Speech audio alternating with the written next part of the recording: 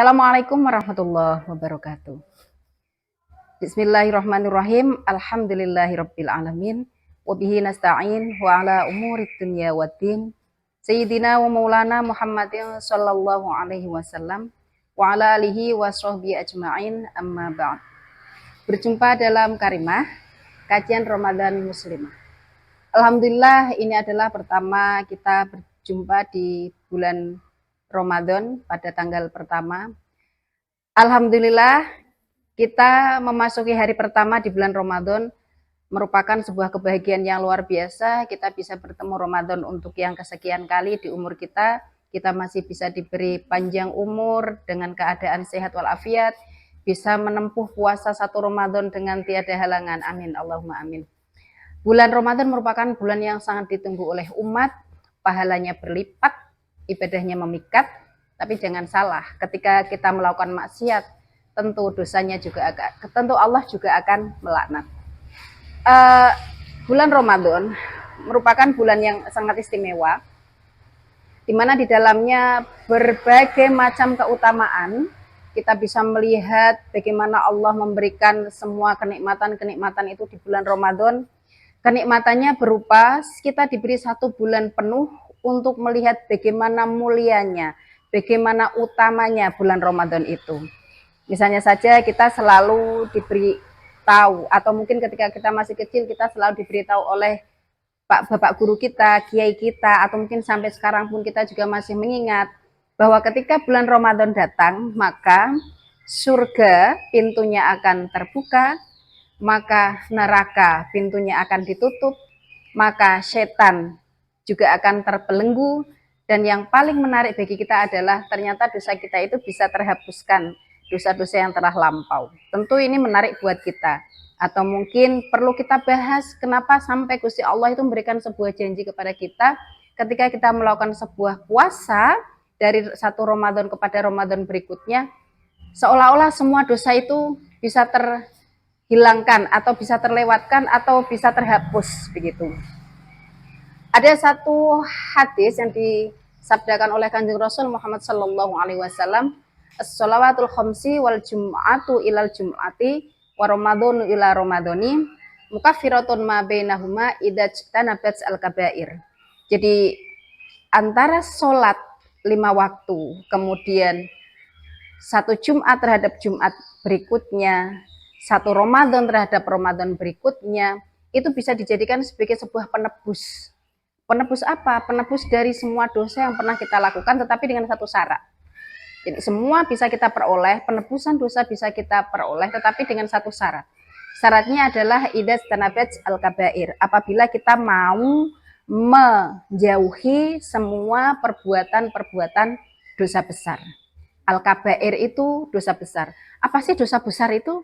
Dosa besar itu yang terbesar itu adalah syirik. Tentu kita sudah tahu dan bagaimana Allah itu sangat memurkai. Kita tahu bahwa Allah itu sangat tidak menyukai. Kita tahu bahwa Allah itu mendurhakai. Kita tahu Allah itu akan melaknat orang yang telah syirik. Inna syirka la dzulmun alim. Itu ngendikan Gusti Allah bahwa syirik itu merupakan dosa yang sangat besar.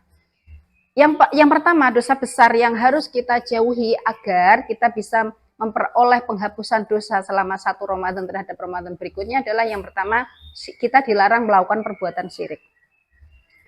Mungkin kita sebagai warga Fatayat tidak akan melakukan syirik itu, tetapi kita tahu juga bahwa syirik itu ada syirik khafi.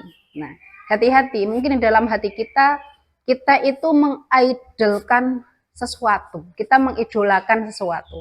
Padahal bolehkah kita mengidolakan sesuatu atau barang, di mana sesuatu atau barang itu juga ciptaan dari Gusti Allah. Nah, itu yang harus kita hati-hati, jangan-jangan dalam hati kita itu terpercik ada kilatan-kilatan, ternyata kita itu menyukai sesuatu yang Allah sebenarnya tidak suka. Jangan sampai kita menjadi orang yang melakukan syirik khafi. Yang kedua, dosa besar yang kita harus tinggalkan adalah jangan sampai kita tidak melakukan sholat. Mungkin kita sebagai warga Fatayat tidak mungkin akan tarikus sholat secara otomatis, mungkin tidak. Tetapi kita perlu mawas diri, introspeksi. Apakah ketika azan berkumandang, secepat apa kita bisa mengejar sholat itu? Apakah kita masih menunggu 1 menit, 2 menit, 5 menit, atau berapa menit ketika sudah limit? Selanjutnya yaitu durhaka terhadap orang tua. Mungkin kita tidak akan secara otomatis durhaka, membangkang kepada orang tua, memarahi orang tua, mungkin tidak. Tetapi fala taqul lahuma uffin. Dalam Al-Qur'an disebutkan fala taqul lahuma uffin. Jangan pernah mengatakan ah. Bahasanya itu kalau diterjemahkan dalam bahasa kita penolakan halus, tapi ternyata itu menyentuh perasaan orang tua kita. Nah, jangan sampai kita melakukan perbuatan itu di mana orang tua menjadi tidak ridho. Karena ridhollah fi ridhol walidin, wasuhtullah fi suhtil walidin. Dosa besar selanjutnya yaitu, ini na'udzubillah min dzalik, jangan sampai kita melakukan itu. Dosa besar selanjutnya yaitu zina. Mungkin sekali lagi introspeksi diri kita tidak melakukan zina. Tentu kita tahu bagaimana konsekuensi dari perbuatan zina itu, tapi kadang mungkin dalam mata kita, hati kita ada sesuatu terpercik terhadap kekaguman terhadap bukan pasangan kita. Ini sebagai warga fatayat yang sudah mempunyai pasangan, kadang bisa saja kita mempunyai rasa simpati, empati kepada bukan pasangan kita. Nah, ini be aware ya. Kita harus lebih hati-hati karena apapun bisa terjadi terhadap diri kita, tapi sekali lagi naudzubillah min dzalik. Selanjutnya adalah makan harta haram. Nah, ini mungkin perlu kita waspada. Kalau kita mungkin tidak akan memakan harta haram itu, tetapi bisa saja waktu, bisa saja kesempatan, atau mungkin sesuatu yang tidak selalu berbentuk materi, tetapi itu nanti akan masuk ke dalam tubuh kita.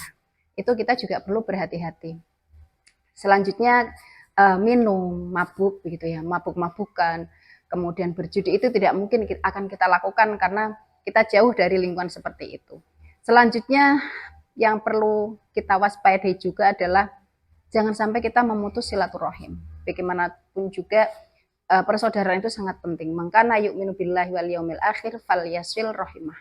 Barang siapa yang mengatakan beriman kepada Allah dan hari akhir, maka sambunglah silaturahim dengan siapapun. Nah, kalau misalnya bisa, alhamdulillah. Kalau misalnya belum, mari kita mencoba bersama.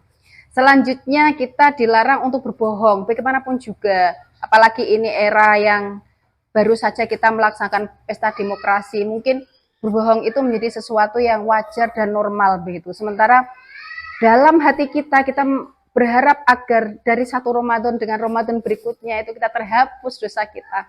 Tetapi kadang kita juga melakukan bohong-bohong kecil gitu. Dan seandainya itu terjadi, semoga Allah memberikan ampunan kepada kita sehingga Ramadan satu bertemu dengan Ramadan berikutnya bisa menghapus dosa-dosa kita. Dan masih banyak lagi hal-hal yang bisa menjadi penghapus dosa kita selama satu Ramadan dengan Ramadan berikutnya itu, selama kita tidak melakukan banyak kesalahan. Semoga saja kita menjadi umat yang beriman dan bertakwa. Marhaban ya Ramadan, marhaban syahrus syam, wallahul muwaffiq ila aqwamit thoriq. Wassalamualaikum warahmatullahi wabarakatuh.